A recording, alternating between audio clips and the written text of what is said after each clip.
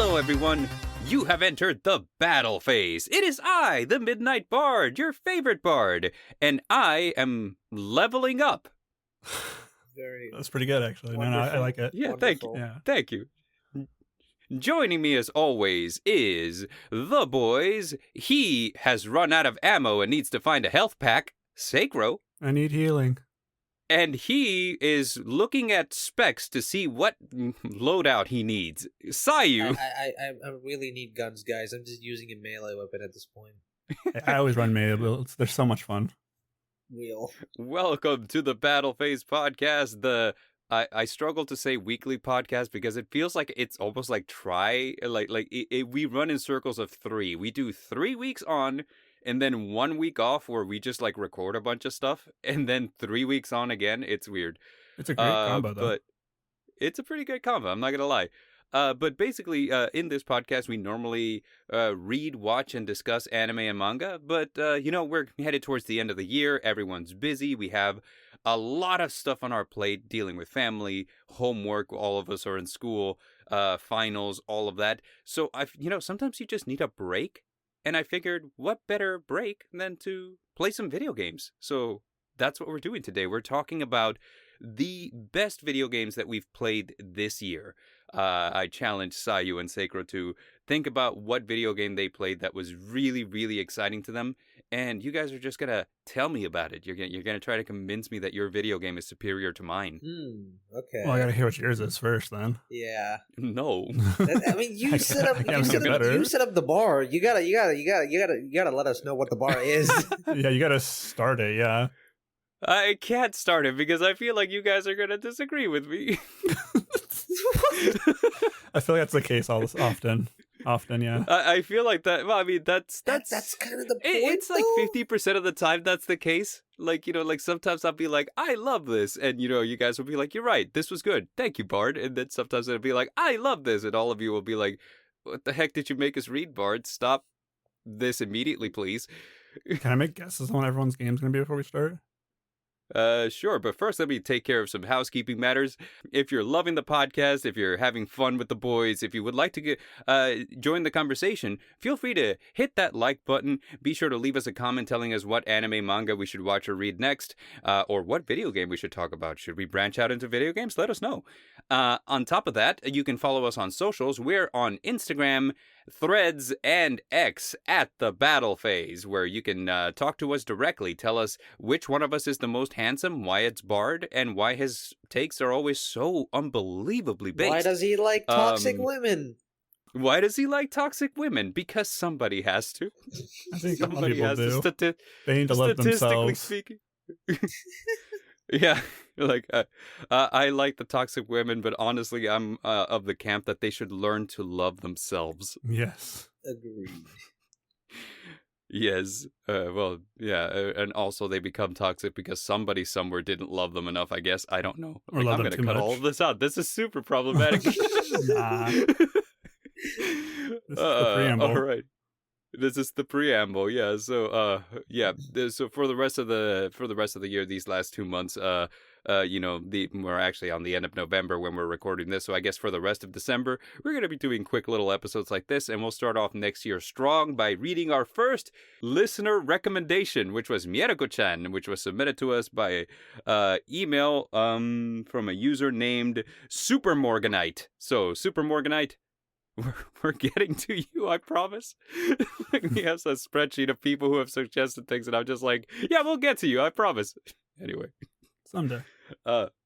Someday, yes, we will read the things that you suggest eventually. So yeah, with that being said, boys, who wants to volunteer to go first? Talk to me about your video game. You said the bar. You start first. Oh, god damn it! I was kind of hoping we'd forget about that. Here, I want to make guesses real quick though. Okay. Sayu's probably gonna talk about Silent Hill 2. Yeah, well, I mean, he outright said it. Yeah, so he did. And you're gonna talk about Zenless Zone Zero. God, how the hell? Or I was gonna say you're talking about the new One Piece game thing. It's not really a game thing. There's a One Piece game thing? Yeah, I remember the one you were playing. The mobile game? Like a One Piece. No. So I made like a One Piece card game, emulator simulator. Oh yeah, like so the card game sim. The card game sim is fantastic. I love it. The thing is, like, see, I've been playing Yu-Gi-Oh! Master Duel since it launched, and Yu-Gi-Oh! Master Duel spoils you in how flashy it is. The One Piece card sim is kind of like a fan-made thing. Mm-hmm. And so as a result of being fan-made, like it's made using Unity. It's very simple, very straightforward, and it's sound. Don't get me wrong. It does everything fantastic. But the thing is, there's no flash, like I want, like whenever I smack into my opponent, I want effects, like I want anime Sakuga. I want it to like show me like you are hitting them for a lot of damage. I want sound effects, but like there's the One Piece card simulator doesn't have that. And that's not to say that they're doing a bad job. Like I said, it is solid. It is 100%. Like if you just wanted to play the card game online with friends, this is a fantastic piece of software. You should use it. But, I'm like, I would love for them to really, really start pushing the envelope and production-wise, like start adding stuff into it.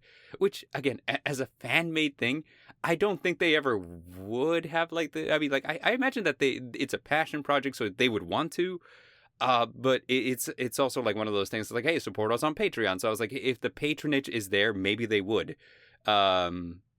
I don't know, like it's I don't know what goes into like maintaining a game, although I imagine they have entire teams. Like if you're like, say for example, if you're Konami, if you're Bandai, you have entire teams devoted to this kind of thing, right? But this is again a fan project, so it's like, do you have an entire team, or do you have you and your friends who got together to make this?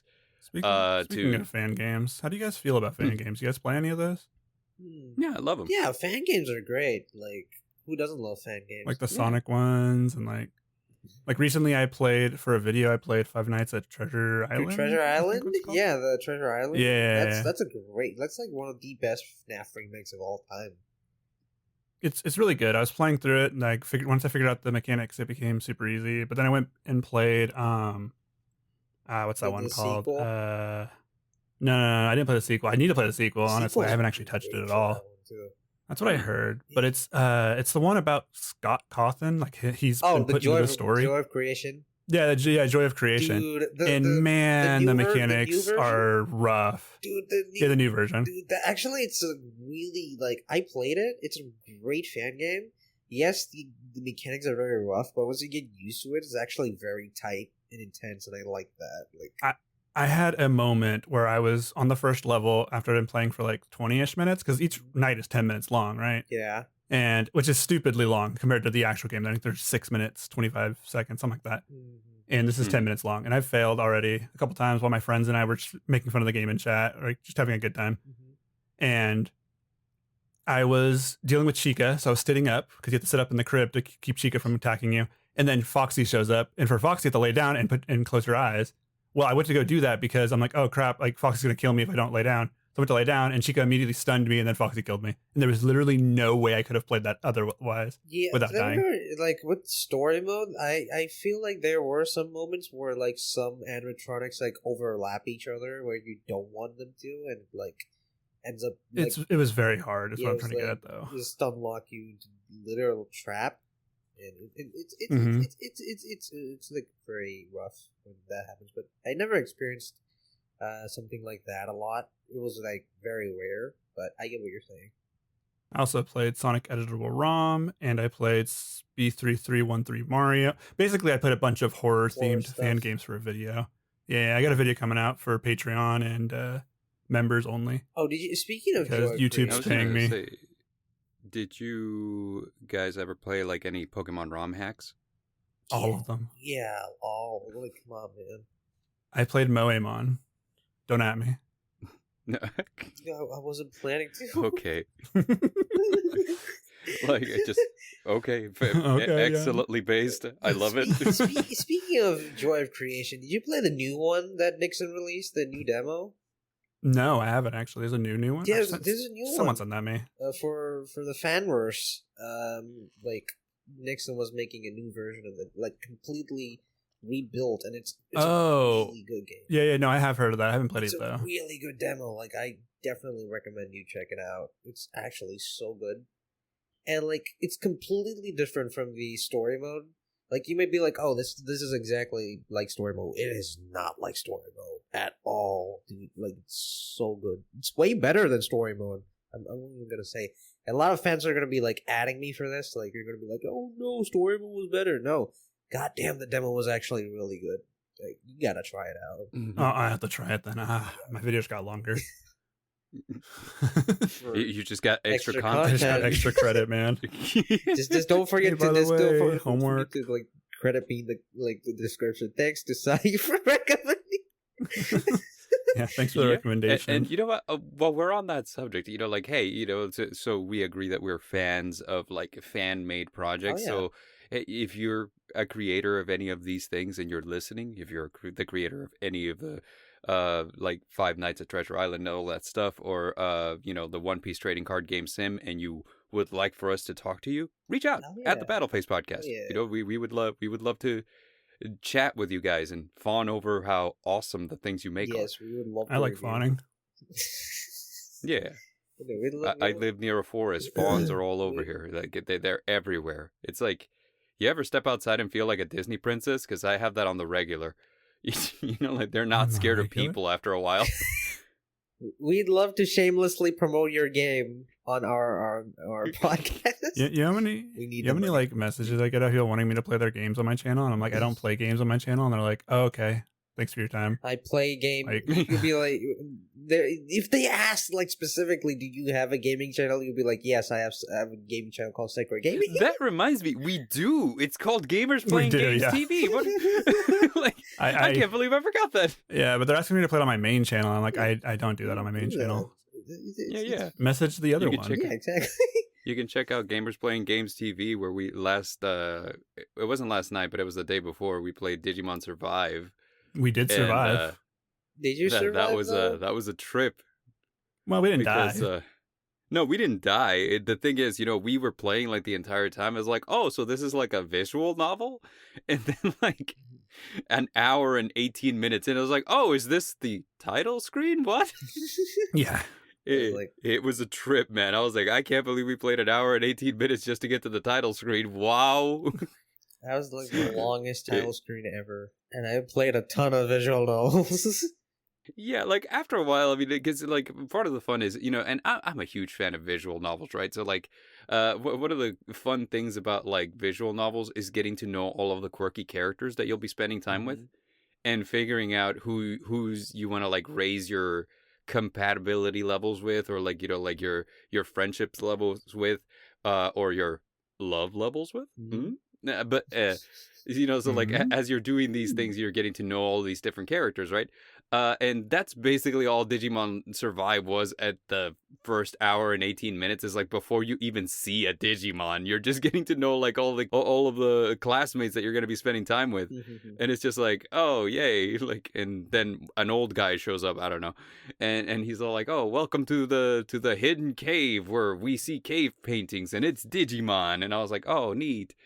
It was wild. It just randomly hits you with the title card. It really did. Just like Definitely. there was a whole music video that went with it and everything. It's like, let me introduce you to the main cast. I was like, oh, you mean the people we've been talking to for the past hour? Okay. In 18 minutes. Yeah, I know who they are.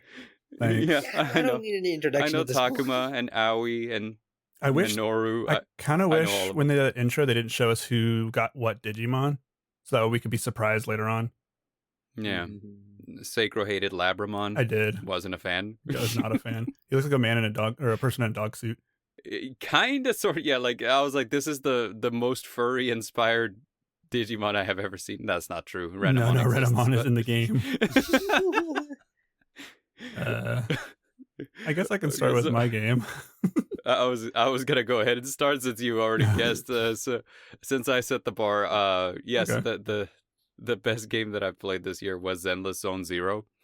And mind you, I did not expect to like this game as much as I did, because it's a Hoyoverse game. So I thought, oh, this is going to be like Genshin Impact, Honkai Star Rail. Like you got cute anime waifus that you collect by playing gacha. And, then like basically you just like go out and smack monsters around a lot. So like the thing about Zenless Zone Zero that got me though, and like the one of the biggest things that that drove me to play it was The girl I with the have tail, right? no. Alan Joe. Girl with the tail? Nekomata? No. But Oh, not this time. Or was it Alan Joe? I had 0 games for my PS5, and then like it's like, oh, would you like to play Zenless Zone Zero? It's free. And I was like, oh, it's free? Okay, cool. And so like I downloaded it and I started playing it, and you know like the thing that really got me into it was like the aesthetic. Firstly, because it was like, okay, so it's kind of like a future society, I guess, but like somehow like all of the technology is analog.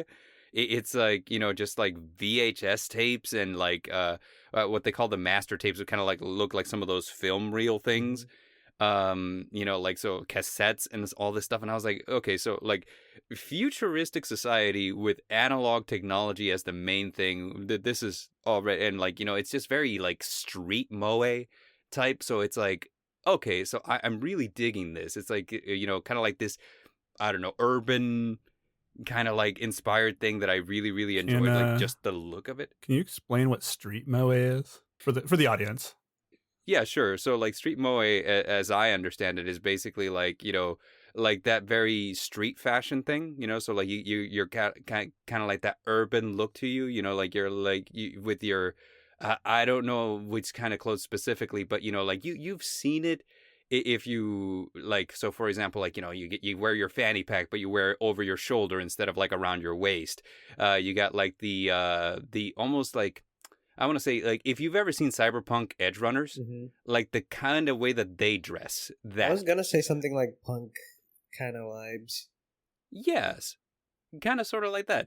So it's like this very street culture type thing, and you know, like I say moe because it's anime characters, right? So it's like, yeah, with the Japanese touch. yeah. Then we get into like the actual meat of the game, which it took me a while to get into. Like, I'll go ahead and admit, because you know, like there's a lot of story. Like, you start off with a prologue that is so dense with exposition that I was like, oh, so I'm not gonna enjoy this. And then you meet like the very best girl in the entire game, Nicole, and I love her. And I just decided, you know what, her character design alone is enough to keep me going. I'll look her up. Actually, what she looks like. Yeah, Nicole Demara, wonderful, love her. Anyway, so, so I keep pushing through the story, and then as you start like actually getting into the combat of the game, I was like, oh, this is very tight. I was like, this is very tight, very interesting. You know, like almost like an Overwatch hero type system, where each hero has a different different attribute. Like, you know, like you have your attackers, you have your defenders, you have some that like inflict what's called anomaly, and like all of this stuff. And you basically, it's an all-out brawl. You go in there and you start smacking enemies around, and then enemies will always kind of like have like this impact frame just before they attack. And if you hit swap whenever like they're about to attack, you know, if you time it correctly, your teammate will swap in, and then they'll parry the hit. So in early like levels, it's like, it's a very obvious, it's super telegraphed, right? Like the enemies will like wind up very hard, and it's like, here's the impact frame, you want to parry now. And it's like, oh, okay, cool. But once you get like used to it and you get into the higher levels, enemies are very, very aggressive. So like they will have several impact frames per attack sequence. And so you're over here like you know, like hit parry hit and stuff like that. And you know, like it's also got like a weakness resistance mechanism built into it. So like, oh, this enemy's weak to ether, and like this enemy's weak to strike, and like stuff like that. I was like, oh, okay, so like I see. All right, I see how this works. You got a bunch of different factions in this world and the thing that just like, as soon as I started playing and I got really into it, is the lore. The lore of it, just like once I started getting it, I was like, this is incredible. So it's like, it's a world that's surviving an apocalypse where like these voids in space-time show up, you know, just these bubbles of space-time distortion that they call hollows. And the hollows basically... Bleach? Yeah. Well, no, it's basically, so imagine like a void in space and time. It's just like this bubble of distortion, right? And they call it a hollow because once you go into it, like everything in there, like space and time can't be trusted. You know, like once you're in, you don't know where the exit is because it's moving constantly. and you don't know how long you've been in there, so on and so forth. It's just basically like this really fucky space-time distortion.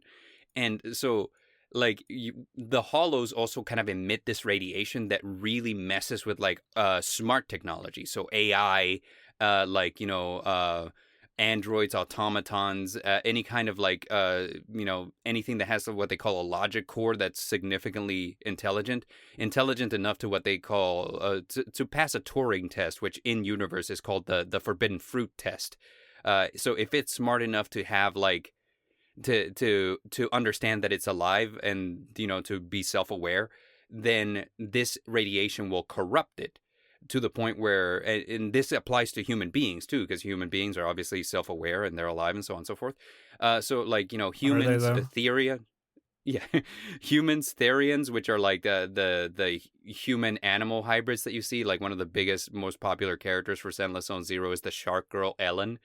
That's the one I thought you were talking about initially, because I'm like, oh, the shark girl, I've seen her before. Yeah, and that's what I was talking about. I don't have her yet. I've been pulling, but I don't have her. I got her first pull. You can't pull her, bro.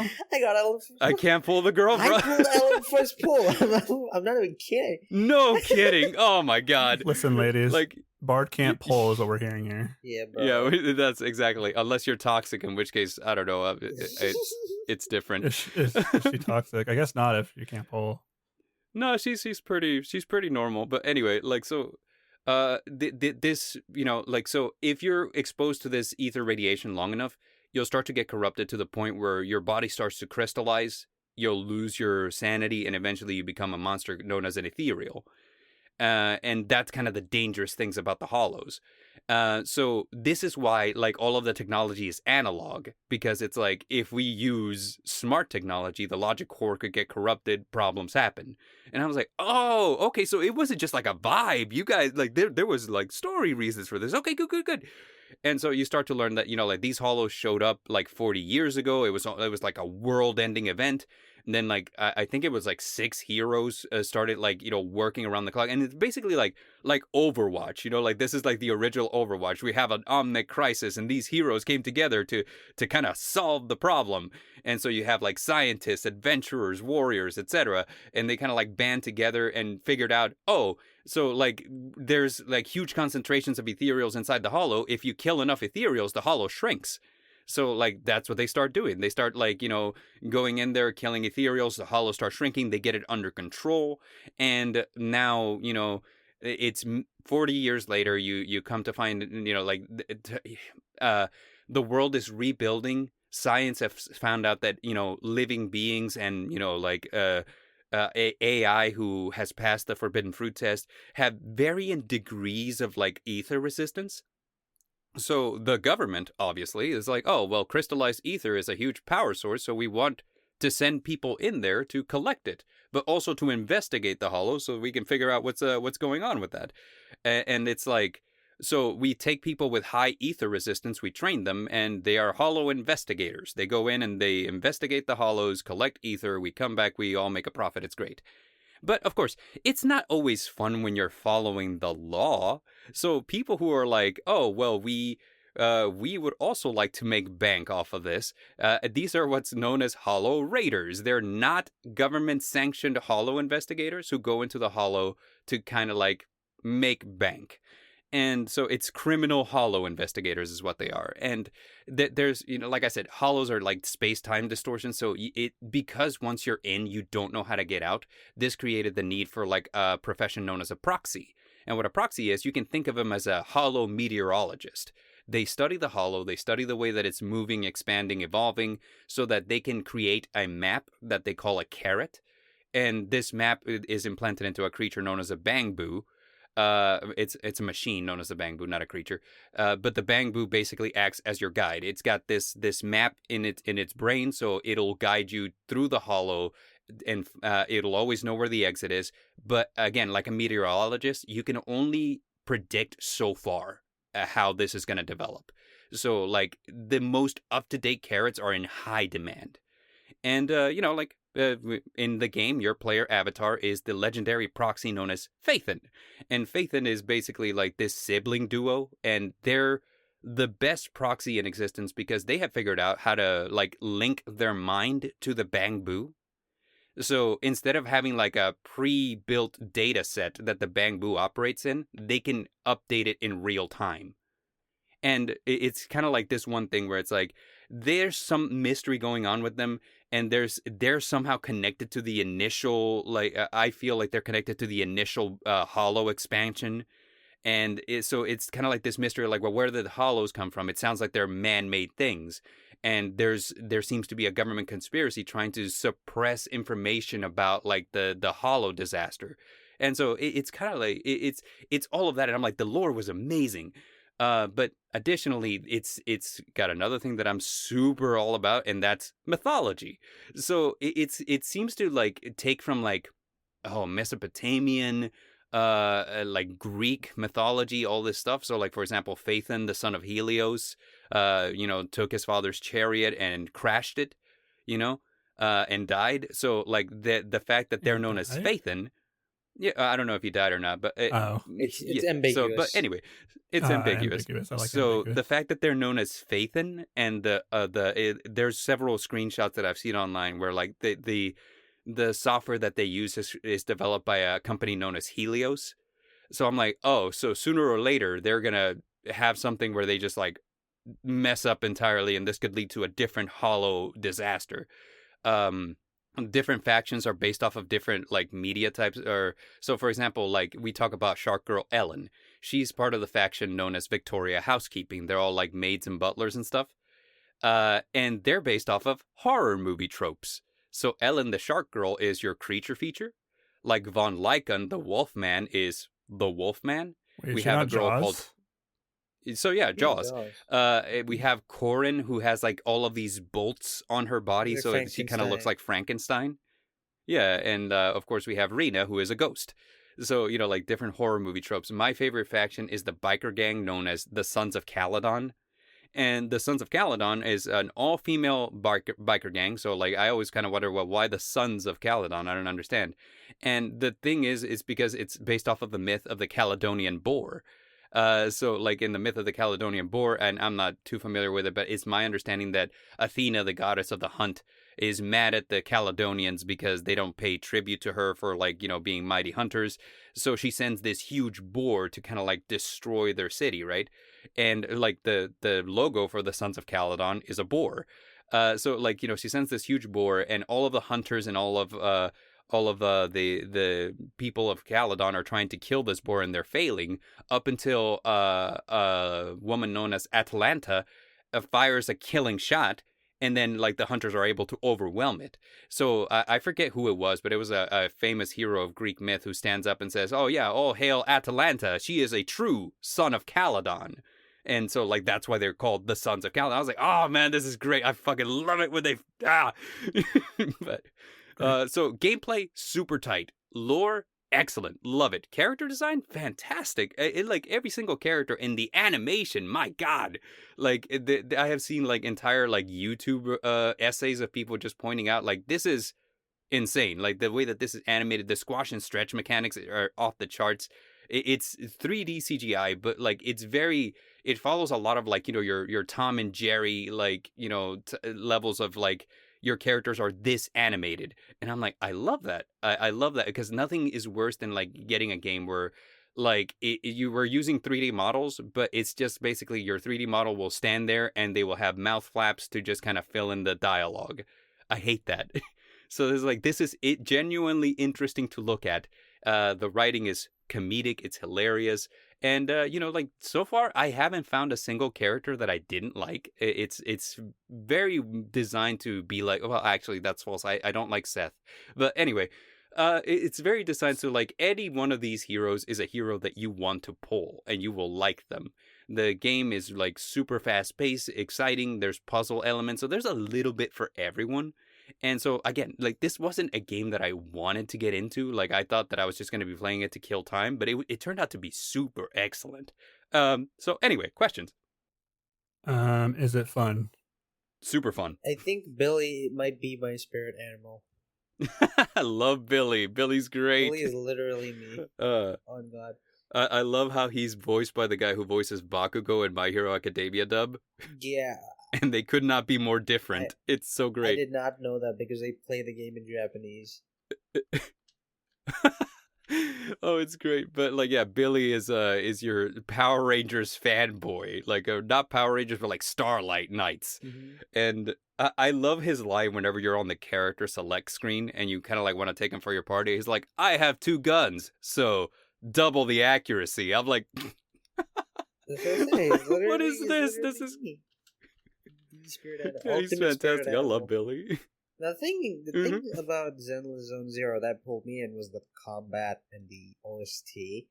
Thing is, like, a lot of the like, OST. The OST, not I wouldn't say like every part of the OST is a banger, but there are some tracks in there that actually go so hard when I'm playing like a boss. They battle. do, like, man, when you pull an S rank gacha, like whenever like the gacha theme, like which has a fat beat, right? It's just like this is like vibes. But then the lyrics come in, like whenever you pull the S rank, I'm like, oh, and then the lyrics are just like super wholesome too, like it's like it's a kind of like this rap trap, like almost like EDM type thing. But like, like the lyrics are just like, hey, you know what? Like, just don't take life too seriously. Have some fun. Like sometimes just having fun is enough. Like why are you stressing? And I'm like, yeah, Zenless Zone Zero, great. I like how, with that one specifically, I like how it progresses depending on the rank you get. If it's a B rank, it will be just the B. If you get an A rank, I think some extra part of the orchestra kicks in, and if you get an S rank, the entire song goes into like overdrive. It's pretty good. Yeah, I like that. It's pretty but good. More the OST that I like more is when like you're in some specific missions like combat zones and stuff, and they have like the specific track that plays that is so good. But I wanted to talk about what I wanted to talk about specifically is the animation, the combat animation, especially the parry. Looks like it got pulled straight from Metal Gear Revengeance, and I fucking love that for it because I agree. It's literally Metal Gear Rising, and I couldn't be more happy because that game fucking rocked, and I'm so glad that they took inspiration from that because the parry animation in ZZZ goes hard, especially when they're swapping. It goes very hard. It's so good. You feel the impact almost, like, well, I'm playing it on console, so like, whenever you swap, there's the huge clash and you parry, and then like the controller just goes bzzz, and I'm like, yes. Especially, it's the most satisfying is when you hit a triple parry. I'm like, yes. Dude. Oh my gosh, the triple parries are so dope. It's like, it's like clang parry, clang parry, clang parry. Like this is, I don't know, man. It just feels so good. Yeah, ZZC hits a lot of like feel good boxes for me. So I just wish they had a dedicated like, jump button. Would have been like peak. Yeah, like I don't exactly miss the jump, to be honest. I feel like the dash is plenty. I think it's because like some attacks, I feel like they could have expanded more on the combat. Like they could have added like air combat and stuff. But I know they're not trying to be Devil May Cry, but like they can definitely expand that later on because they had a survey at one point. I remember where they're willing to take like user inputs, and I was like, maybe you should add air combat in it because it's a huge missed opportunity. Where air combat could add the variety. You know what I mean? Because like there's only so much ground combat that I could be like enjoying. At one point, it feels like it's getting stale because I'm doing the same thing over and over again. Yeah, I've run into the same idea too. Like where it's like whenever you've been doing this for like, because some missions take a long time, right? So like if you've been doing this mission for like 20 minutes, and it's the same grunts at every level. It kind of feels like you're doing the same thing. It feels like repetitive. That's why I was like, oh, they could have just added air combat. That would have changed everything. Like, would have gotten rid of all that issues. But they didn't, which is, again, probably didn't cross their mind when they were developing that. And I don't think they're going to add it anytime soon because that's a huge Herculean task to go, like, back to base level. Yeah, as a matter of fact, Sacrow's doing game design. How much of a Herculean task would that be, Sacrow? For which aspect you're trying to add? Adding air combat into the game. Like add air combat. Yeah, because this is all ground. There's no volleying. There's no what? Volleying? I do. Volleying. Define volleying. Volleying's where you knock an character up in the air, like juggling, volleying. Yeah, where yeah, you get to knock them in the air yourself. Yeah, you like hit them in the air and then do whatever. It's kind of like DMC. So yeah, that doesn't exist in the game. You can knock them back, but there's no like knocking them up. You can't launch them into the air. There's no knocking them into the air. My only understanding, the only time I ever heard anything about Zenless Zone Zero, so I have 3 friends who are obsessed with Hoyoverse games. They played hundreds of hours of Genshin Impact and were trying to get me to play it forever. I tried it twice and did not like it either time. Other than a few character designs, I just didn't care about the games. But my brother is one of those people. He got really into Zenless Zone Zero. He's like, this is a good game. And then about a week later, he's like, actually, I hate this. It sucks. I'm like, okay, cool. And that's the only thing I ever heard about this game until Bard was like, I'm obsessed with this game. It's because I'm like, okay, cool. Trying to pull Bernice and failed because that's when I started hating it. My brother's got the absolute most insane pull luck. He pulls every character without pitying. It's insane. But his favorite gacha game, you have really good luck too, Sayu? Yeah, only for ZZZ though. I don't know why I don't have the same luck for Genshin or anything. It's just for ZZZ. I keep pulling everything that I want. I don't know why this doesn't. So the only thing that I pulled that I wanted was Caesar. I wanted Caesar, and when I pulled her, I was like, oh hell yeah! But like I've been trying to pull Yanagi, and that's just a no go. And before that, I tried so hard to pull Bernice, and no. I've had. I was like, I pulled Alan. I forgot the wolf guy's name, but he was pretty cool. I pulled him. Lycon. Yeah, Lycon. I pulled them Lycon, all. Really? I pulled them all in like first 10 or 20. Like, no pity. Like lycanthropy? It's actually insane. Yeah, like Von Lycon. That's his name. Von Lycon. The lycanthropist. He's pretty cool. Very cool. I like this though. If I remember, he's like ice type, right? Yeah, he's ice type. Yeah, he's pretty cool. So the only thing I also know about the game is there's a lot of TVs involved. Yeah. It's very Persona 4 of them.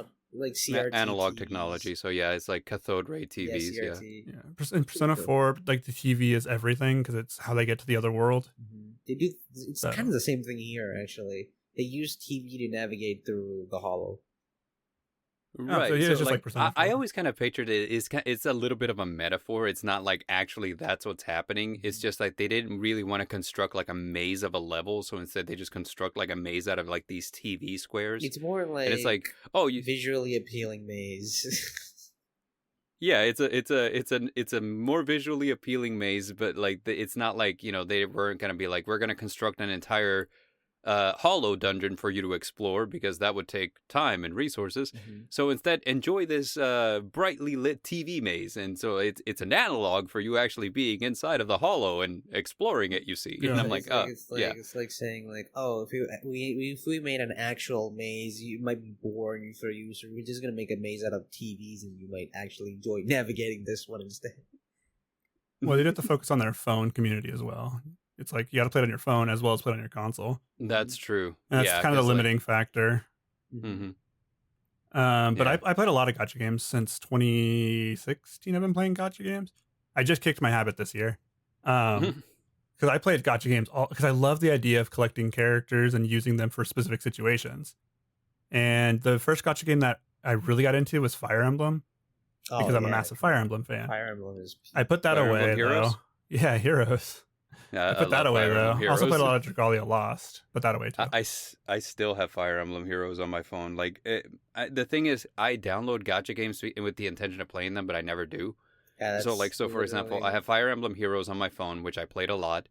I have, Nike Goddess of Victory, which was okay. I actually didn't like that one a lot. Nike. Nike. My brother plays that. It's just I know there's waifus with guns. I never touched Nike other than that. It's a lot of waifus, a lot of butt shots. It's okay, like like this, and you guys know me, so like this game should be right up my alley. But I was like, the gameplay's not it though. Like I wasn't into it. What else? Other than that, I mean, like I have like the Pokemon TCG Pocket, so that's technically a gacha, and what do you call it? The other one, Yu-Gi-Oh! Master Duel. That's technically a gacha. But card games are generally gachas, honestly. Yeah. But like I played buying booster packs IRL is like buying a loot box IRL. I played the one that I got addicted to was called Epic 7. Oh yeah, I played Epic that 7. for That's a great 4 years. Yeah, it's a Korean gacha. It's really fun. Like Yeah.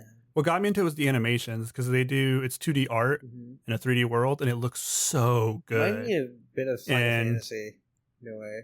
it does, and it's good. The story was interesting. The main character losing his godhood to choose to live with humans at the end of the second season, I guess what you call it, the second story mode, was really cool. I get the character. I like all the characters, I like the story, Yeah, the when I saw designs. like the They have a lot of goth girls in there. yeah, like when I saw the Play Store page for Epic 7, I'm like, this reminds me a lot of like FF7 back in like PS1 era. I'm like, it's pretty cool.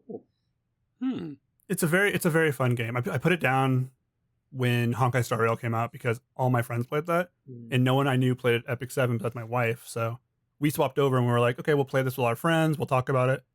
And they're all still playing it, but I kicked all my gacha games to the curb this year.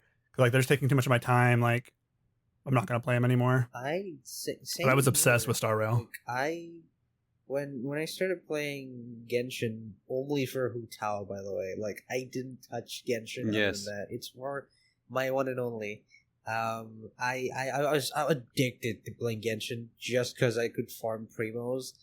I was like, Hu Tao's banner is going to be coming soon. I need to start saving, and I kept playing so much, like to the point, like I was like, when I lost access to my account, I got one of my friends who does not play Genshin at all. I was like, take my account, play for me. Get me Hu Tao, pull for the banner. Like, and they actually did, because I've been struggling for an entire year to try and pull for Hu Tao. I tried it once, I failed miserably, lost all my primos, but it wasn't successful. The next year, I'm like, okay, I'm not risking it. I'm gonna give my account to this friend, let them pull, and hopefully they win. And they did. They brought her home, and I'm like, oh my god, let's Brought go her home. Great let's friend. go. That is a great friend, because I'm gonna tell you right now. If somebody approached me with saying like, "Hey, you need to play this until you pull this for me," I'd be like, no. Like, but my friend was like, very that- understanding because he knew this was life or death for me because it's my life. of course, And course. I'm like, yeah, it's yeah, like, life it's Like I said, excellent friend. You need to cherish that friendship. yeah, like bro was like, Bring him home too. Bring him home. You brought her home, so you got to make sure he has a what place to stay. will think of this. Mhm. No, but the thing is, I have to ask before we move on from Zenless. Since Sayu, you play. What's your team? What's your build? currently, I think I haven't played Zenless in a while because of like uni stuff. But the last team I remember having is Corin, Billy, of course. He's literally me. I have to have him on the team, and I think it's Nicole. Remember, I think it was 3 people, right, on one team, or was it 4? It's 3 people. 3 people, yeah, 3 it's- people plus a bang boo. Yeah, that's I got the Butler Bangbu, and I got Corin, Billy, and Nicole, if I remember correctly. Corin is great. I haven't- I love Corin. Corin is so like OP. Like once you level Corin up, bro, the damage is Yeah, insanely. she melts enemies with like her special attack, where she just keeps the chainsaw going. So that exactly that reminds me of Metal Gear Rising. Like when she used that, literally Metal Gear Rising. Yeah, So Revengeance. Revengeance, yeah. it's very sweet. So- Love Yeah. Corin. Corin was part of my original team. Right now I run Caesar, Nicole, and I alternate the damage character between Nekomata and someone else. I can't remember who. But yeah, so like it's I'll vary, like, so normally Caesar is like my linchpin. That is the character that I will always run because I love like her parry attack. She's like, her special just parries and she stays in combat. So like I'll be like Caesar, Grace, and Nicole. Caesar, Nicole, and like Lucy, Caesar, and whoever else. So usually Caesar and Nicole are the first picks because Nicole's just good for crowd control, since her attack, like basically like draws all the enemies into the same place. It's pretty great. Nekomata, also really good. Love her. I haven't pulled Nekomata yet. She's part cat, yes. Her name's Nekomata. I guess. Yeah, it's Easy kind of guess. obvious. Yeah, there's people in Zenless who are part animal, like we talked about. Like your Mhm, your yeah. shark girl. So yeah. Ellen and Nekomata's part cat. Everyone's favorite is Jane Doe, who is part rat. And if you've ever seen like the trailer for Jane Doe, they were Yeah, like, yes, very we are interesting. trying to cater to a specific audience. It And I was was like, very yeah, interesting. yeah.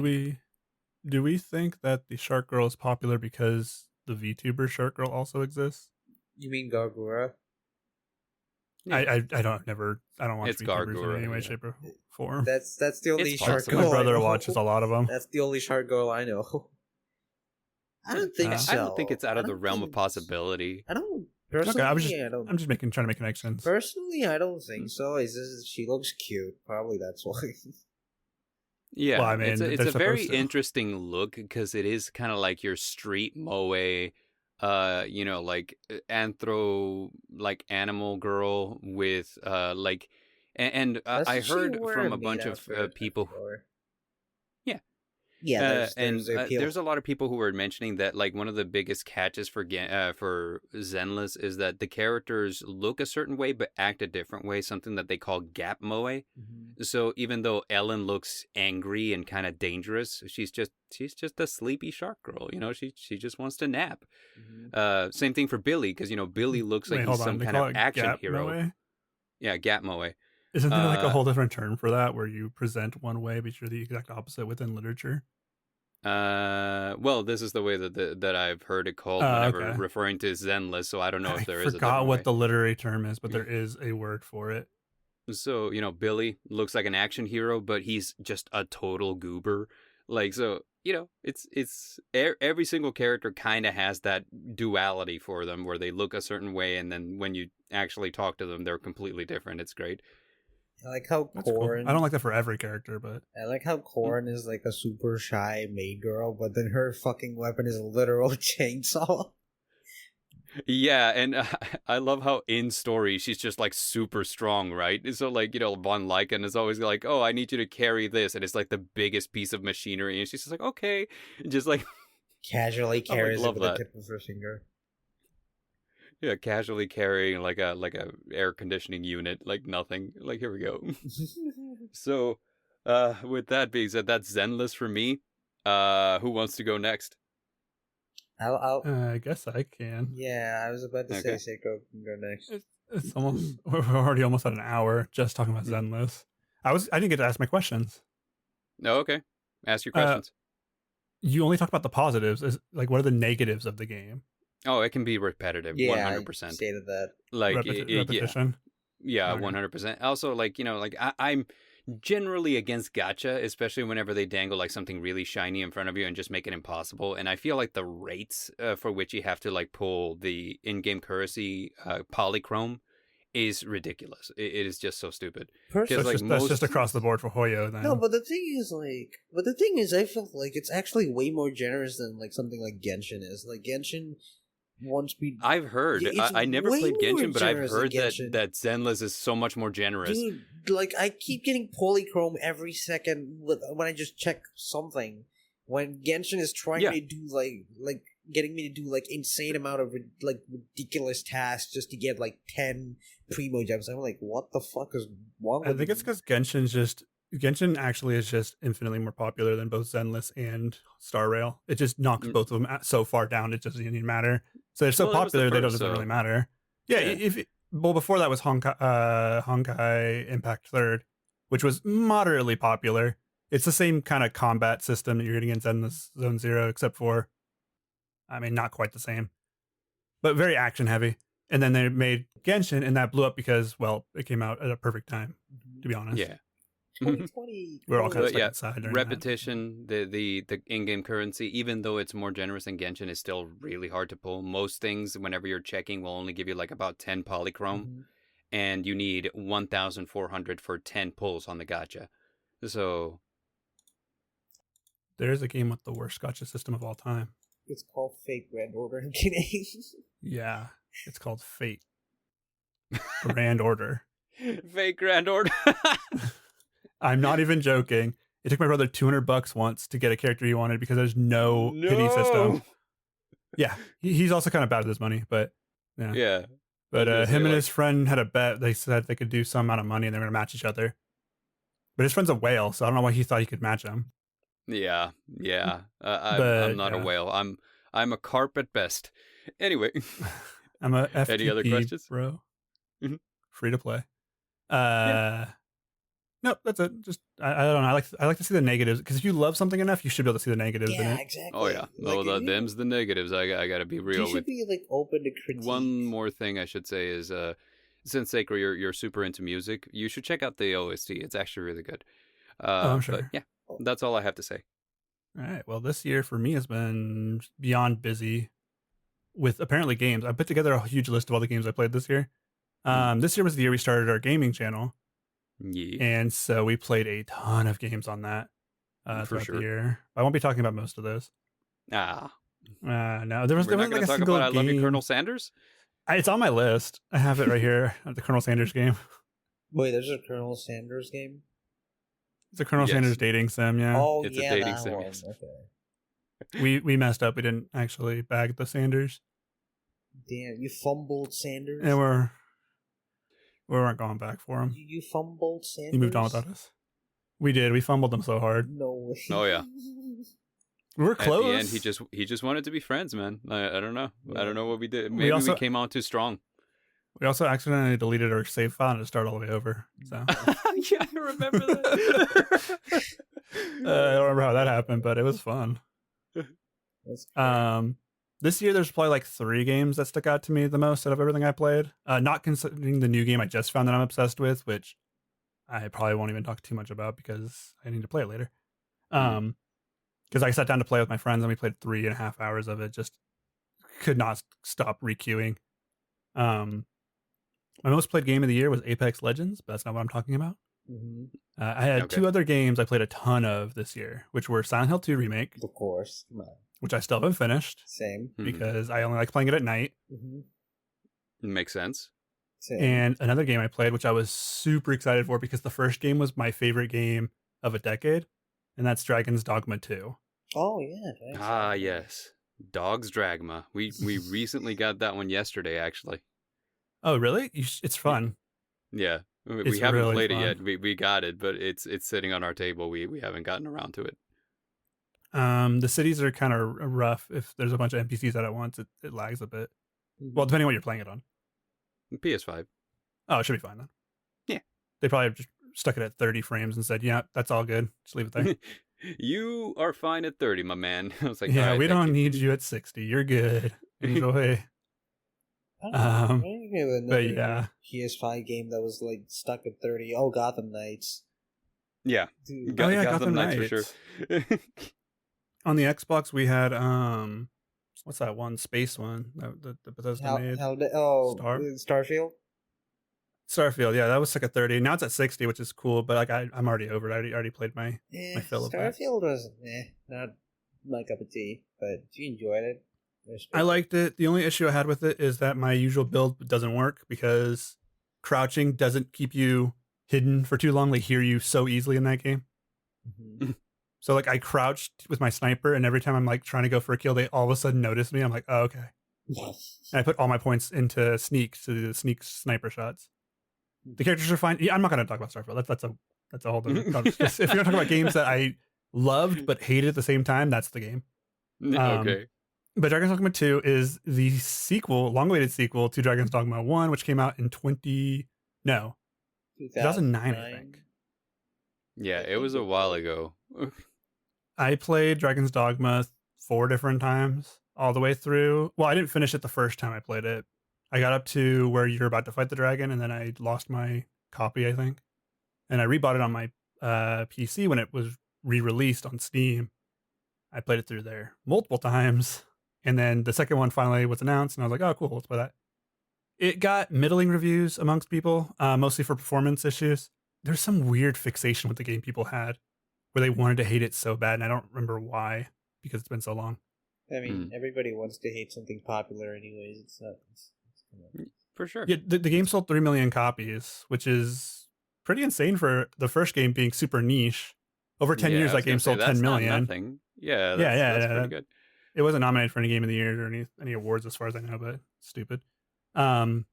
Dogma 2 has you showing up as the Arisen. The Arisen is like a special person who has their heart stolen by the dragon, and therefore they're the only person who can defeat the dragon. Now, the game starts with you being enslaved in a camp amongst a bunch of other pawns, is what they're called. Pawns are like humans that come from like another world, but they live only to serve the Arisen. Now, these ones are being controlled by somebody. I haven't got far enough in the game to do that. I actually haven't finished the game yet because I put it away until they fixed the bugs, which they finally did. So I'm probably going to get back to it sometime next week. Sweet. And you have to, you just basically regained consciousness and you're like, oh, I'm not actually a pawn. I'm the Arisen. So you leave and you get your first pawn, which is Rook again, which is pretty funny. And then you go and you make your first pawn. So each Arisen has their own pawn. And the game lets you create them. This is your friend, your right-hand man or woman who follows you the entire way through the game. And you can make some funny pawns. You can make some not funny pawns. You can make furries. I made Lucina. So that was my pawn. I made Lucina as my pawn. And I've seen the handsome Squidwards online. There's a lot of handsome Squidwards. There's also like, there was 2B was really popular. Tifa is really popular. There's some other ones someone made a lot of. Basically, any character you can think of was getting created because the character creator is super in depth.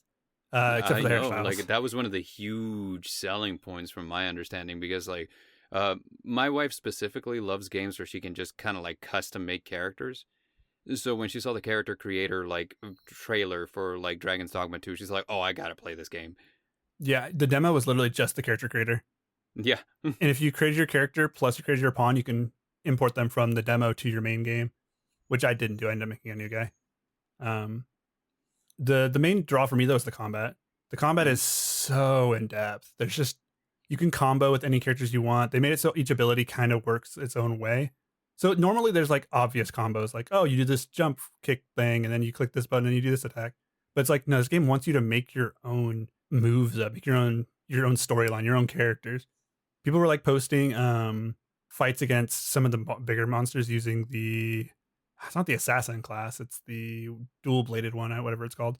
And they were like ninjas. They're like dodging around. They use the dash ability to dodge attacks and stuff.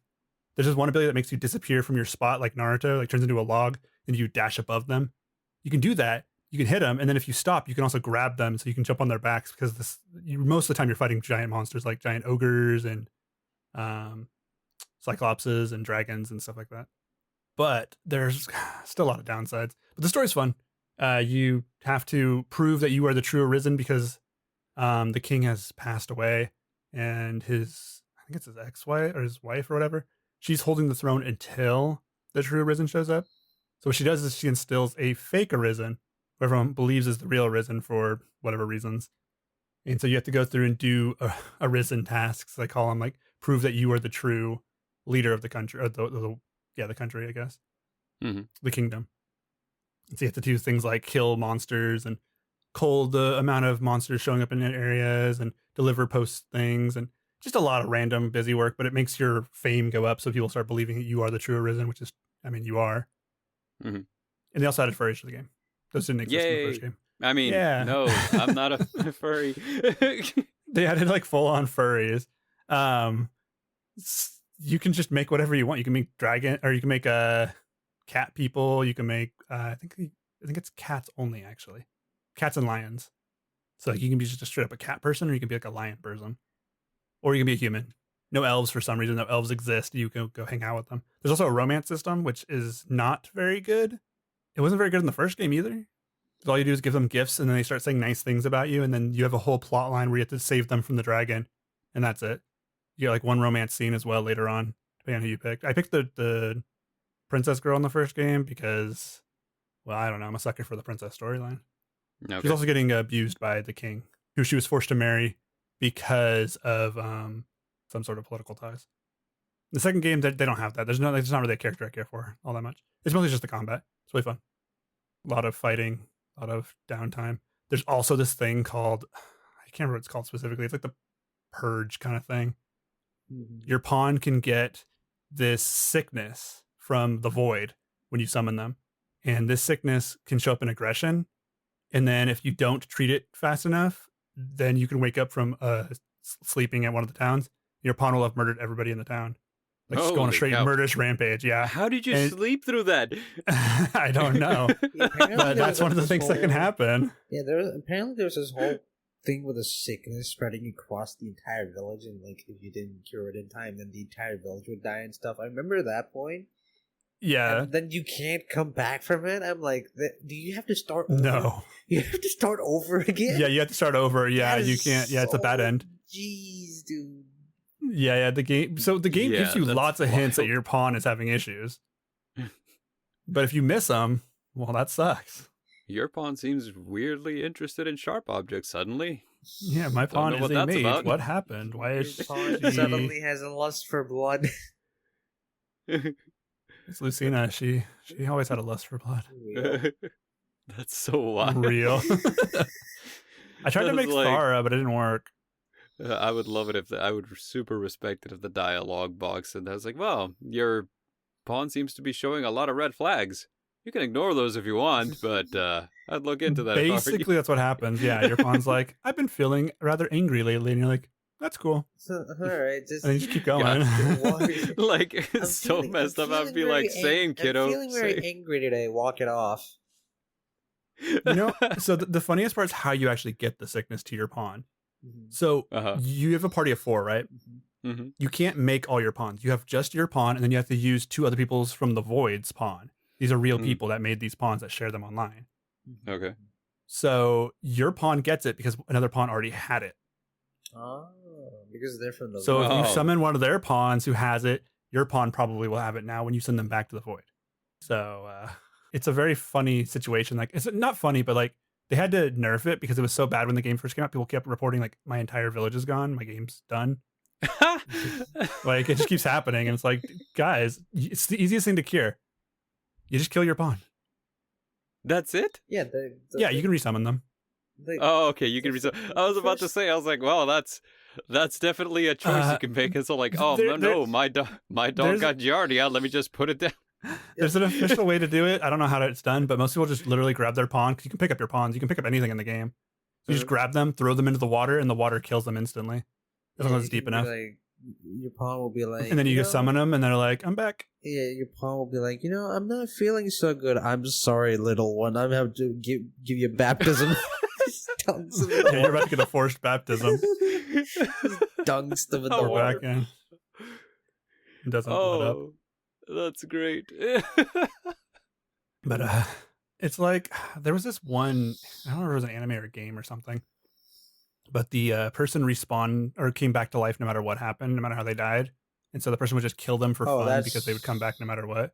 Is that what ReZero? I'm not sure which one it is. No, yeah, no, no. Zero is one. Yeah. I mean, Zero, he dies and comes comes back, back until he to fixes life. the problem. yeah. Well, come to find out that apparently, if you read the light novel, like there's different paths that you can go Oh, down. in please ReZero. don't! So you have Please like the. don't remind me of the paths in ReZero, dude. Yeah, it's like- traumatizing. Some of And them. here's the thing. Yeah. And here's the thing. Look, I'm not a ReZero fan because I happen to dislike Subaru Natsuki a lot. So, like, but the thing is, I'm like, gosh, this would be so interesting if he wasn't just the worst. I'm like, He's fine. That's all I can say about him, though, is he's Okay, fine. In the anime, I love Subaru Natsuki, but in the manga and the different routes they take, I absolutely despise this guy. Like, why? thank you. Oh my God. Yeah, in the Why? anime, he's trying so hard to be better than himself. He's dealing with all these terrible things by trying to be better. Also, in the anime, it's really weird between season 1 and 2. People loved Rem, right? Rem was like everyone's favorite. Mhm. Yes. So my friend would always be like, dude, they buffed Amelia in season 2 to make people like her more. I'm like, what do you mean they buffed her? They made her boobs bigger in season 2. They did. They did. They did. They absolutely I'm did. like, dude, is that what you... And then my friend's like, yeah, she's likable now. I'm like, that's not how you make a character likable. I don't- Imagine what the patch notes in that look like. Oh, I know. They're like taking notes at the end. They're like, people love this show, but they only like Rem. Like, I can fix that. Patch No, notes. see, I liked Amelia from the beginning, so like for me, I was like, this is just a I bonus. thought she was boring, to be honest with you. So, like, Uh, I was a Rem fan, but I also don't care for the show at all anymore. So, I have no I'm strong also opinions a about it. Ram Yeah, the- fan, but here's the thing: I am one of those that in the camp of like episode 18 when Subaru just like shuts her down. Nah, man. After that, I was like, okay, I didn't like you before, but now I really don't like you. So Imagine like there those, was Anyway, imagine like those patch Yeah. notes saying something like, Emilia's bahankadunkers are bigger now. I mean, there were patch notes where they like nerfed Diva's butt size. that's did is do it something that. that they actually wrote down though? Not officially, no. Someone Okay. rewrote the patch notes. They're like, guys, the model changed. Like, what do you mean? And then showed the picture side by side, and they're like, oh. Then they rebuffed it in season when Overwatch 2 came out. They said, you know what? Bring it back. We're losing people. My God. We're losing people. Half of our player We need- count went we need to down buff after that. Diva. Yeah, basically. You guys have any questions about Dragon's Dogma before I talk about a few random games before moving on? Sure. Like, so this is a game that I remember when Dragon's Dogma 1 came out, because I was in my first toxic relationship back then. Oh, yes. Okay. Good relations, I guess. Yeah. So, like, I remember it because she was playing it, and I was like, please, mistress, can I play Dragon's Dogma? And she's like, no, not until you've brushed my hair, and not until you've brushed it good. That didn't happen, I'm lying. I was going to say, there's something so cathartic about brushing someone else's hair, though. Oh my God. But so I was going to say, what quality of life improvements have you seen in the game besides, like just, because I would say, like, obviously every game has to improve from where the previous one came. But I would say if you played the first one, what is the biggest change that you are like, yes, I love this? The visuals are really good. So like the update on the visuals was obviously the game looked ugly. It came out on the Xbox 360. But the combat's way more fluid now, and each class feels individualized. But the biggest one is that you don't have to worry about stats. Just pick the class you like, and if you don't like it later on, you can swap it, and your entire stats change to the new class. Oh, I love that. Okay, that's already good. Yes. Yeah, because in Dragon's Dogma 1, yeah, you couldn't do that. Oh, yeah. Yes. Oh my gosh. There's Class- games that do that where they're like, you can change your class, but you start back at level 1. And I'm like, why do you do this? This is so stupid. So you do start back at level 1, but you get bonus experience when you level up. So you level up faster. The first Okay, 5 good. levels. But the Also- difference is in Dragon's Dogma 1. Oh, sorry, Sayu. Oh, What it's do you a got? clarification. It's actually 2012, no 2009. Dragon's Dogma 1. Is that Dark Arisen or the original? The original was 2012. Really? I thought I had it in 2009. Was I thinking of Dragon Age? No, You might be Dragon's thinking of Dogma. Dragon Age, I just 'cause- searched it on Google and Wikipedia says it's 2012. Yeah. Interesting. It still falls in I the realm of remember- my first toxic relationship. So, I mean, she was into both of them. Anyway. But in Dragon's Dogma 1, when you picked a class, one of the 3 starting ones, you get stats for those. So you pick Warrior, you get defense plus strength. Mhm. Pick the Archer class, you get dexterity plus something else. Mage class, you get magic, whatever. So you can level up those vocations to the next better version later, and those are cool. But your stats for what you picked originally, it stays that way. So if you want to do a magic class, you have to start with the magic one. You can't just pick one of the other ones, or else you'll have a weaker version of your class. They removed that. Dragon's Dogma 2 now just says, okay, you want to play different classes? We actually want you to try every class. I like that. I like do that too. a lot. Also, So, there's a new system. Yeah, the swap classes is my favorite part because my original class was amazing, but the new ones are just as fun. Balancing is not there. There's no balancing. There's a class that you can use an ability that makes you invulnerable for 5 seconds. You don't even get stunned, and you can spam it. And it Love works it. on your NPCs too. So like I killed dragons, I would spam this ability. I think it's the Dragoon class or the Lancer. You spam it, your teammates and you can hit for a little while. Then you use it again when it's almost over, and it goes back, starts over, and you can keep going.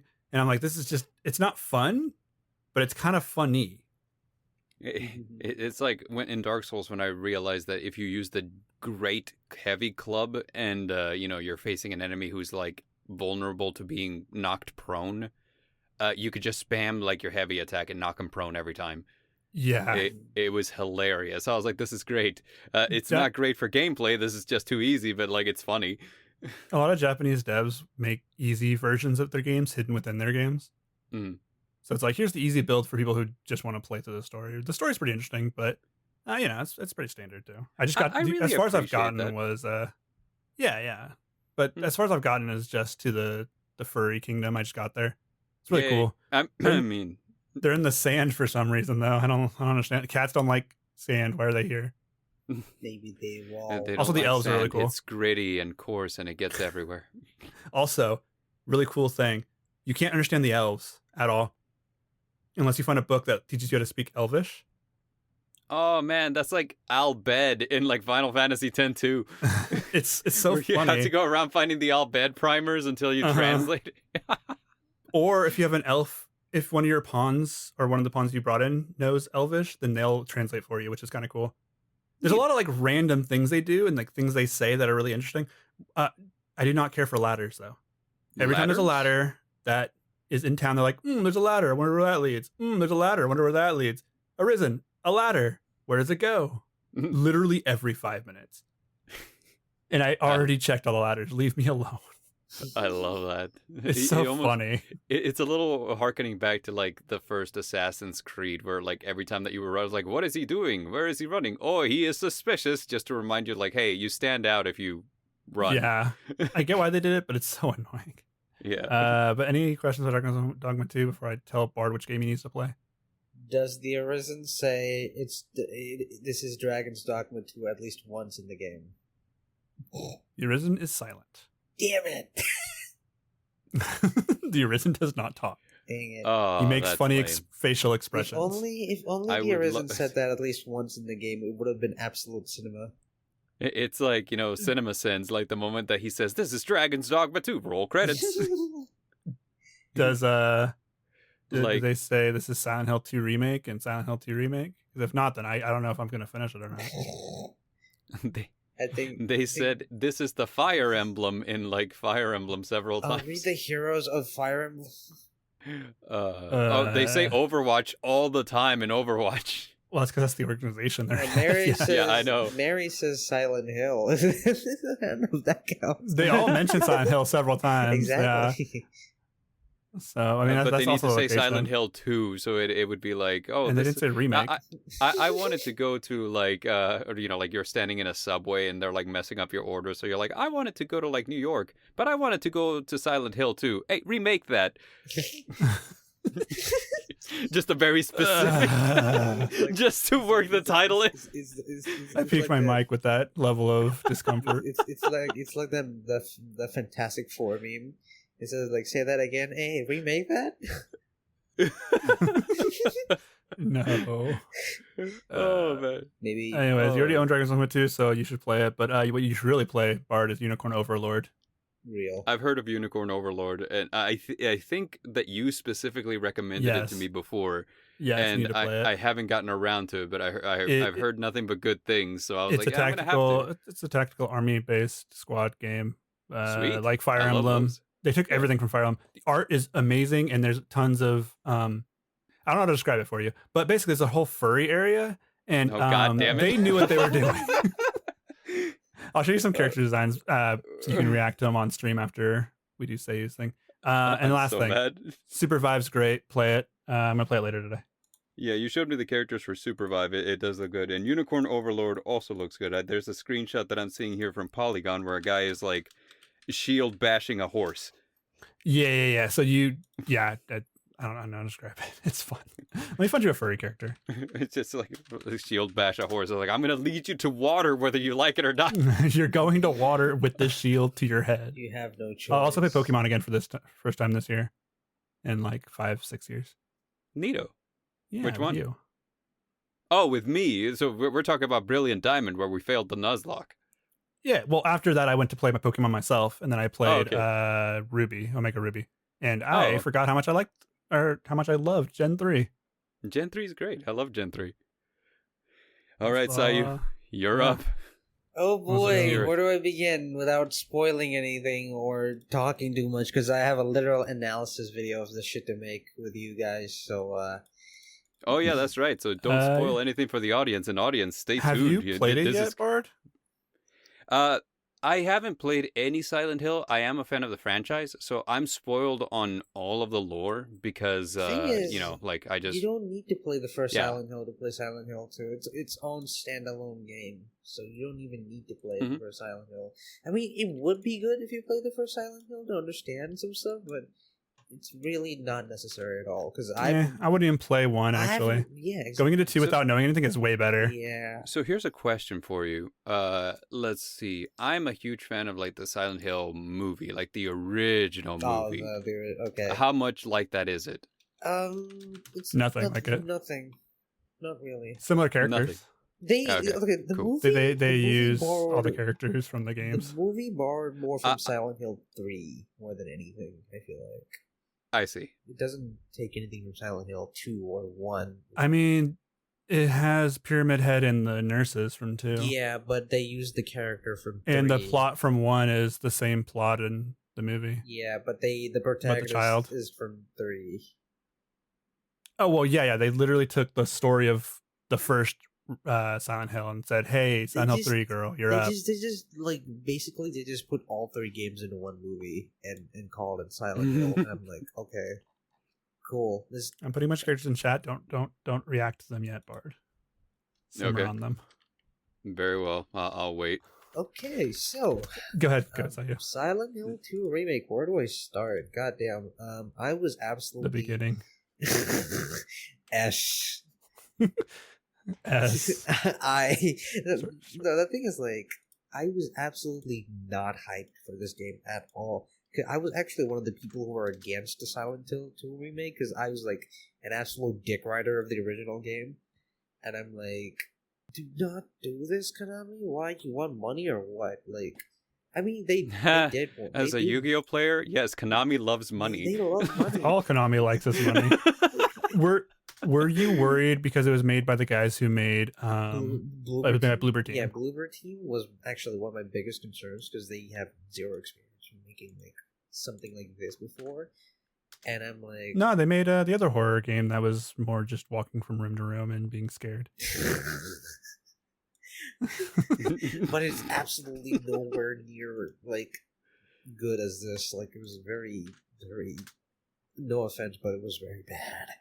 But the thing is, I liked the first one. The thing is, though, I was pleasantly surprised. I was watching the trailers, and I'm like, oh, this combat is so boring and so bad, so clunky, and James looked like shit.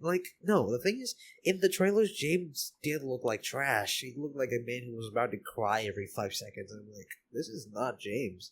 Yeah, he was. The James was about to cry every 5 minutes in the game, though. My dude was my dude was one paper cut away from bawling his eyes out. The thing is, it's less apparent in the game compared to the original trailers, because in the original trailers for the game, he actually looked the part. Because if you compare the remake to the original game, the final version, it's way better because in the original, James was supposed to look emotionless, he wasn't phased at all by a lot of the things that are happening.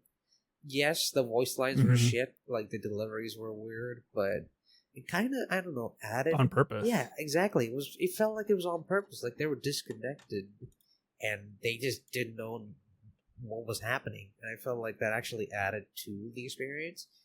And when I saw the remake's trailer, I felt like they were trying too hard with delivering emotions. I felt like it should be more emotionless. And I'm like, why does James look like that? He's about to sob every 5 seconds, something, happened. Something probably did happen, but you know what I'm trying to say.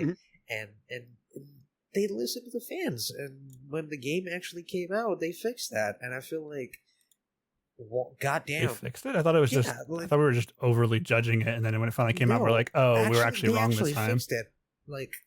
If you compare, there's a video on YouTube where they actually compare the trailer to the final game with the cutscenes, and goddamn, did they actually change so much? They fixed the lighting, they fixed a lot of the emotions that James has on his face. They reduced it, it wasn't over the top. It was over the top in the trailers, but they reduced that over the topness in the game, and they also fixed the goddamn mirror scene, because that was literally one of the most iconic scenes ever.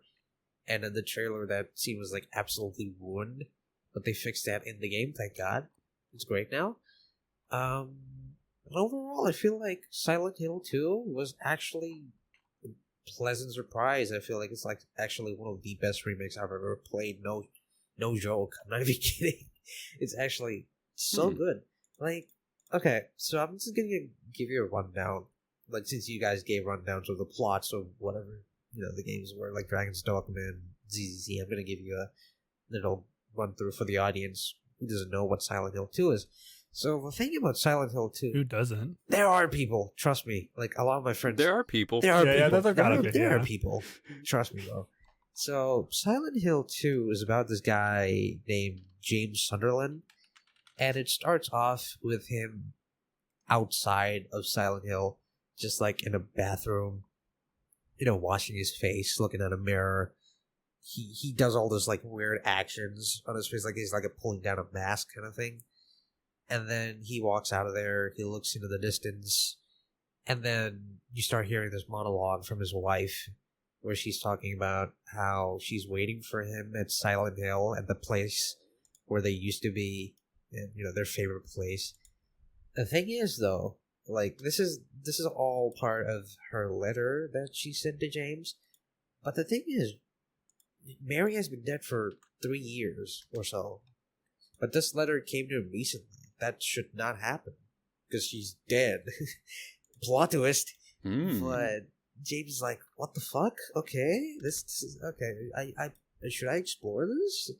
And he's like, yeah. He gives in to his like curiosity, and he's like, you know what? Fine, I'll go there. And he goes there, only to see the entire Silent Hill is just riddled with fog and absolutely nobody there. It's like an empty city. I don't know if it's a city or town or whatever it is. I don't know what the thing is called. It's definitely It's a town. town. It looks like it's nestled somewhere in northeast America. Yeah. United States. Oh yeah, it's a town. Yeah, It's like in, so it's like I wouldn't say Appalachia, but like New England. yeah, actually. Yeah, there's an actual state listed on it. I'll find it for you guys. Continue. Yeah, so the town of Silent Hill is just filled with fog. There's absolutely nobody there, like no population whatsoever. And James just goes in there without like no like consideration for his own safety. He just goes in there. He finds out like there are these weird monsters walking around. Like there are different types of monsters. Like some in body bags, some in mannequins. It's very surreal. Like they feel threatening, but at the same time they feel very personal. Like to James, like there's some kind of connection between these monsters and James. And funny thing is, almost like in a nightmare, like the things in your nightmare are things created by your own psyche. So you're kind of like just that. It is like that. Seeing your own fears, so to speak. Yeah, I mean, technically, it literally Silent is Hill that without spoilers. Silent Hill literally is that. Like, it's like No. it's like a town made from your worst nightmares, and this is like James going through his nightmare. And fun fact is that a lot of corpses that you might see along the way, they all have the same outfit that James is wearing. This is not a spoiler, by the way. If you notice, you know that in the first 5 minutes, it's not a spoiler. Like, if you look at them carefully, a lot of the corpses have James's clothes on them. And I mean, everything's a spoiler if you haven't played the game. that is literally not a spoiler, because that's the first thing you come along, like, in the first 5 minutes. Yeah, that makes it a spoiler. That does not make it a spoiler. What do you mean? It's a spoiler if you've never played the game. Spoiler. A spoiler is ruining any part of the story that you might not have noticed. That's not a plot twist or anything. It's just the attention to detail. But right, it's like that's what I would say too. Because most people have no attention to. Yeah. Well, I think I would notice if somebody was wearing my own clothes. Yeah, it's like it's very interesting because you go through, you be like, oh, am I just stuck in this town filled with fog? No, you go through a lot of places. You go into an apartment complex, you go into a nightclub, and you go to like all these cool places and rundown places.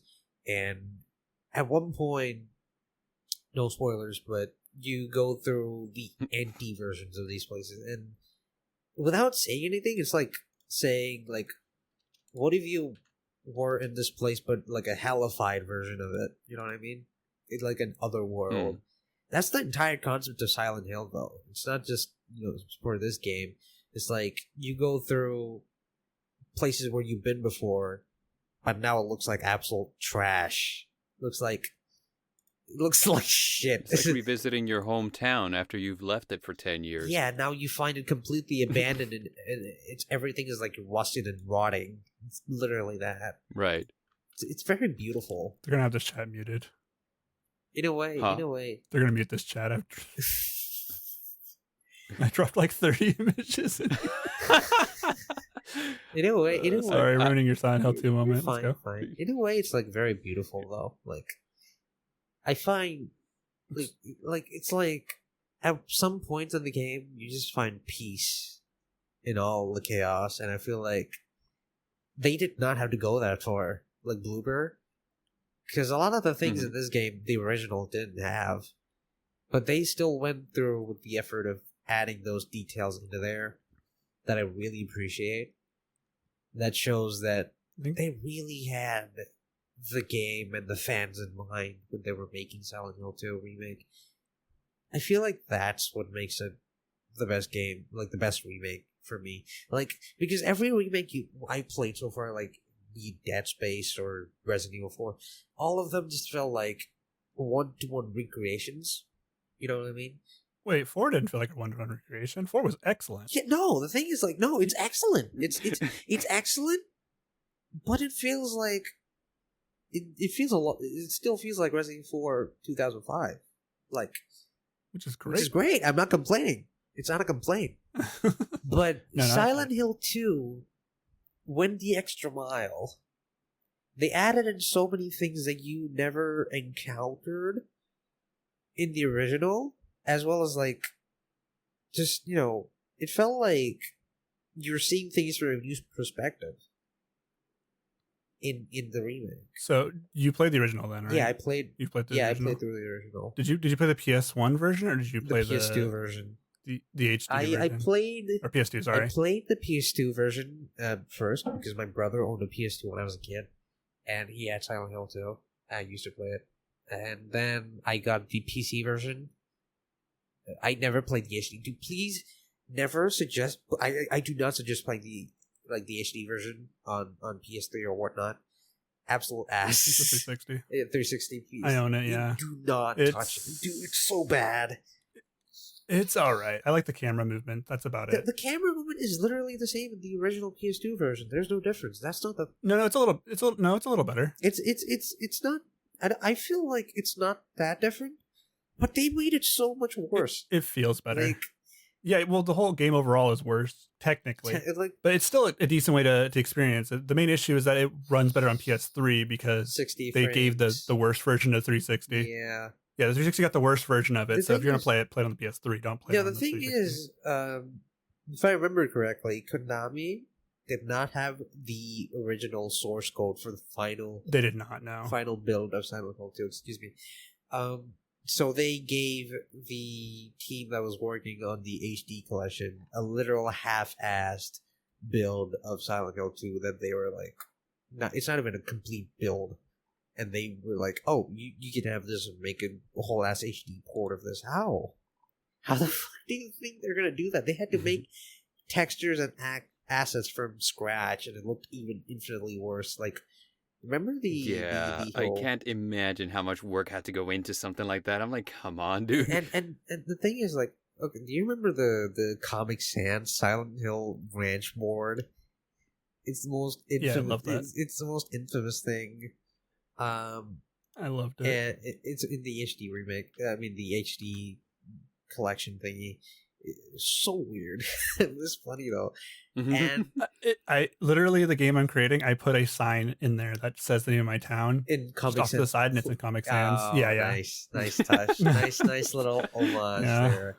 Also, I can show you guys the game after we're done here. Also, it's pretty.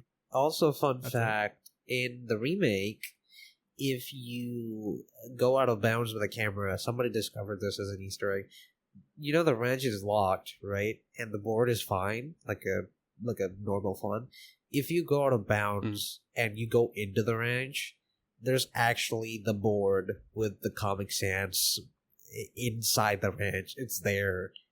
They actually they left it in the ranch. That's actually so fucking cool. Like they actually noted that. Like, they know that meme exists. Well, you'd never be able to find it without taking the camera Yeah. where it's not supposed to go, though. Yeah, you gotta break out of bounds. But the fact that they even considered adding that in the first place, like, shows how much, like, in depth they went with this game, like, and its history. And I really, really appreciate that. Like, I trust, like, I'm gonna be brutally honest. I have not seen a team go this hard on making a remake. Like, sure, Capcom did Resi 4, EA did Dead Space, but damn, did Bloober did their research on this one. Like, holy crap. Like, it's And that's kind of the thing you want, right? Like, because there's a difference between just like a regular remake and like a cash grab, right? yeah. So, like, you know, like a remake that's done with like enough passion, enough like attention to detail, enough love for the original project is just gonna be It's just gonna be good. total storm, right? Like, whereas, you know, if it's something like, oh well. And I hate to give Square Enix so much crap, but I if I see another Final Fantasy VII remake, I'm gonna scream. Well, there's gonna be a third one. Gah! It's a trilogy. I'm so mad. It's gonna win Game of the Year probably too. Yeah, of course, it's gonna win Game of the Year. I'm not even surprised, honestly. Its competition's not super stiff this year. Yeah, but yeah, I mean, So, what did you think of Silent Hill 2 versus Silent Hill, or not Silent Hill 2? Well, yeah, no, Silent Hill 2 remake versus Resident Evil 2 remake. okay. So the thing is, Because I feel like Resident Evil 2 remake is by far my favorite remake of all the bunch so far. I feel like personally, I played Resi 2 remake and Silent Hill 2 remake. So, I feel like Silent Hill 2 remake hits better for me. Like in the first place, I'm not really a fan of zombie games, like zombie horror. It kind of creeps me, especially Resi 2. Like, is the most scariest game for me, but at some point it got too scary. So so that's a little bit of bias, I see. no, it's not bias. It's genuinely I got too scared of Resi 2 at one point, but I finished the game though. Did you finish it? I finished the game. Oh, Yeah, did you finish it at both playthroughs? And played both Leon and Claire's route. I had to, Okay. but Yeah, you have to. yeah, I have to. Come on. Did you play Hunks mode? Yeah, of course, dude. I've tried everything before I let go of the game. I like, if I get a game, I don't care how much scared I get or whatever it is. Like, I always sit through the entire thing before I uninstall it permanently from my PC. But I feel like, Have you played Resident Evil 2, Bard? No, the Resident Evil that I've played was Resident Evil 5 with Chris and Sheva. oh my god, I hope they remake that so bad. I actually love 5. It was a Haters lot of be fun. I'm damned. not I gonna love lie. 5. Dude, Yeah. 5 was so good though. Like, I love punching boulders. literally. I can't wait With for Sonic the punching Hedgehog. I boulders, can't yes, wait for yes, yes. Roger Craig Smith to come back and punch boulders again. Yeah. Come on, Sonic. We're doing this together. Punch the boulder. I met him live, and he was like, yeah, people always ask me to do the punching boulder voice, and I do it in Sonic's voice to see what happens, and it's been a hit every time. And then he did love it. and it was a hit every time. Also, someone started singing the Escape from the City theme song, because they're asking what his favorite Sonic song was. He's like, oh, I really like the Escape from the City one, and then the guy asking the question started singing some of the song. Or no, Roger Craig Smith asked him, hey, I know how the song goes, but can you remind me? And he sang a little bit of it, and then the whole crowd started singing the entire song. Yeah. It's excellent when that happens. Oh, gosh. But I'm afraid of the Sonic fan base, because there's like some guy running down the aisle with a binky in his mouth and a diaper on. I'm like, dude, I cannot be here right now. Very, very Yep. interesting.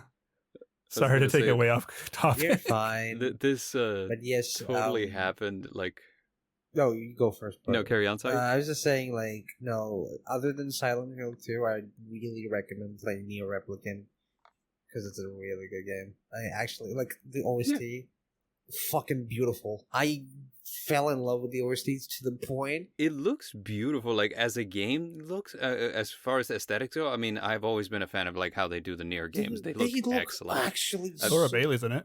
yeah, she's I don't a know who that replicant. She voices MJ from Spider-Man 2 and Spider-Man. Oh, I see. And Lucina from Fire She's Emblem. also Abby. Oh, and in Lucina. Last of Us Right. Part 2. She's everything, actually. She's everywhere. Laura dude. Bailey's my She's favorite. everywhere. Laura Bailey's everything. You heard it here, her first voice. Yeah, she's have you seen the remake of or you've seen Brotherhood, right? Brotherhood, Full Metal Alchemist Brotherhood. Yeah. Yeah. She's Envy, Oh, she's Envy. Okay, got it. Yeah, she's really and good. she gets killed by her husband. Her husband voices Colonel Mustang. Oh, I forgot. Did Envy get killed by Mustang, or is that Lust? Oh, it was Lust. She's Lust. Lust. Okay, I was about to say, where he like, burns her to death. Yeah, that's Yeah. that was her. It's so funny. He's like, yeah. Every time someone asks me about that, I tell him, "Yep, I killed my wife." Oh, that sounds like He's it would be so Knuckles. hilarious. So, Silent Hill 2. Any questions? We got any questions on Silent Hill 2? Yeah, guys, ask I don't have any questions. I like it.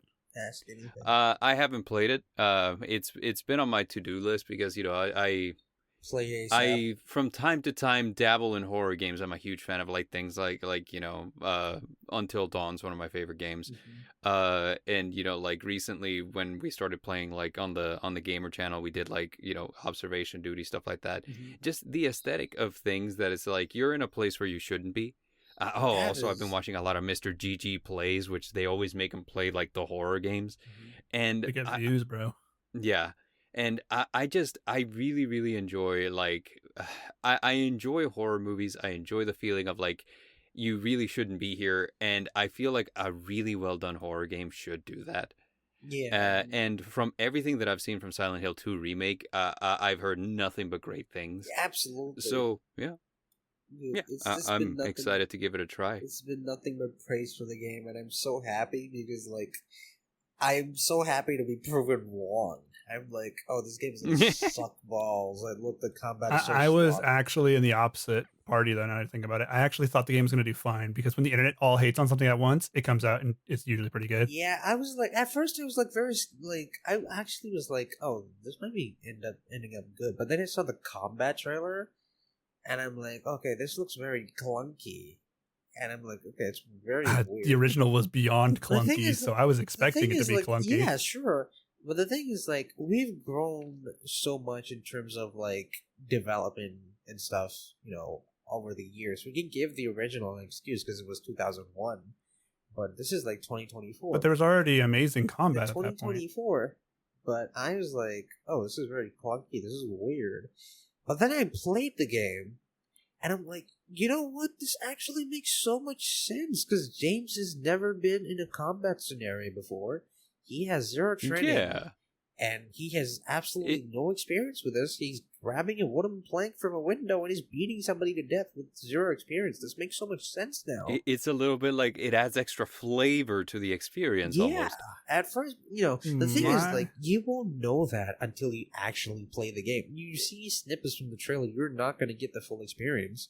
But when you play the game, you get that. And then you start seeing what they meant when they made it clunky. Especially the gunplay is so... It's not stable. I will tell you something. James Sunderland is no Leon S. Kennedy. He does not handle a gun well. Like, you try to shoot someone, he keeps, like, moving here and there. The crosshair is never steady. That actually adds so much to the intensity. That is actually so good. I actually really love that though, because like I feel like you don't see this enough because like usually when you play a video game, you're automatically a badass. You're locked on. It's like right. So like whenever it's something like this where it's a horror game, it like when the controls aren't tight, it's a good thing. Like it's almost like there is a right and a wrong way to design something badly. Mm-hmm. I think that's where.